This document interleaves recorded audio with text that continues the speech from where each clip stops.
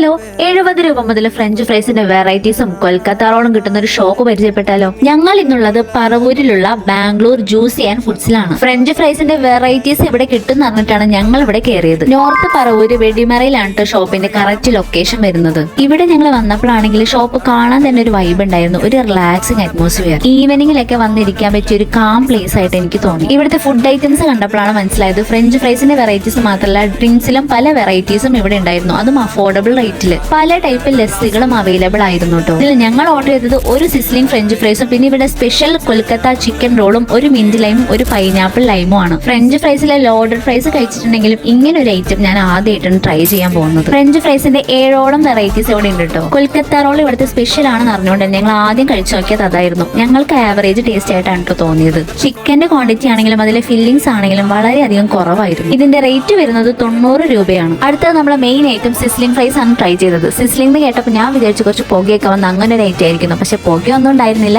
കുറച്ച് ഹോട്ട് ആയിട്ടാണ് ഇവർ സെർവ് ചെയ്തത്. ഇതാണെങ്കിൽ ഇഷ്ടമായോ എന്ന് ചോദിച്ചാൽ ഇഷ്ടമായി, എന്നാൽ അത്ര വലിയ ഹൈപ്പ് ഉള്ള ഒരു ഐറ്റം ആയിട്ട് ഞങ്ങൾക്ക് തോന്നിയില്ല. വൺ ടൈം ഒക്കെ ട്രൈ ചെയ്ത് നോക്കാൻ പറ്റിയ ഒരു ഐറ്റം ആയിട്ടാണ് ഞങ്ങൾക്ക് തോന്നിയത്. കുറച്ച് സ്പൈസി ആയിരുന്നു. ഇവിടുത്തെ ഏത് ഫുഡ് ഐറ്റമാണ് നിങ്ങളുടെ ഫേവറേറ്റ് എന്നൊന്ന് കമന്റ് ചെയ്യണേ.